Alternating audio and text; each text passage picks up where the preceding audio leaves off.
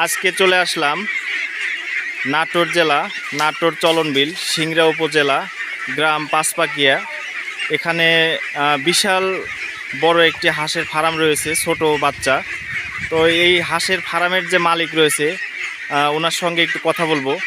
কাকা কেমন আছেন? আলহামদুলিল্লাহ ভালো আছি। ভালো আছেন না?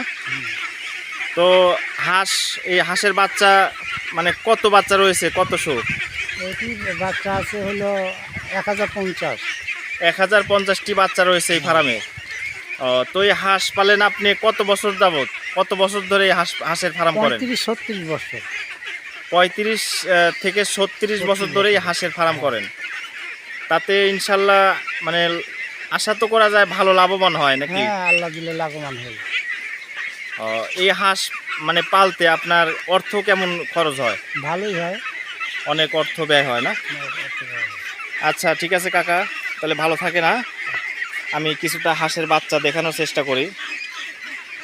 তো যাই হোক, এখানে 1050টি হাঁসের বাচ্চা রয়েছে। এরপরে দেখেন হাঁস পালার যে ব্যবস্থা, এই পুরো জায়গাটা কিন্তু এখানে গাছ দিয়ে একেবারে ছেয়া পড়ে আছে। অনেক ঠান্ডা জায়গা, আর হাঁস পালার জন্য এরকম জায়গায় পারফেক্ট। কারণ হাঁসের বাচ্চা থাকা অবস্থায় যদি বেশি গরম থাকে তবে অনেক ধরনের রিস্ক থাকে, অসুখ বিসুখ হতে পারে। সেই জন্য ঠান্ডা জায়গায় পারফেক্ট। তো একটা সময় কিন্তু এই হাঁসের বাচ্চা থেকেই বড় হবে, তারপরে ডিম দিবে।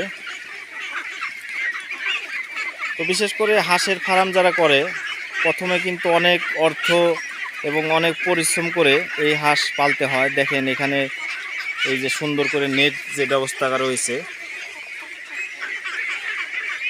আর বিশেষ করে নাটোর চলনবিল, সিংড়া উপজেলা এলাকায় এরকম হাজারো হাঁসের ফার্ম রয়েছে। আর আমি তো চলনবিলের মাঝামাঝি দেখাতে পারলাম না, কারণ যখন বাচ্চা পালে তখন এইসব বাচ্চা এরকম ঠান্ডা গাছের নিচেই পালা হয়।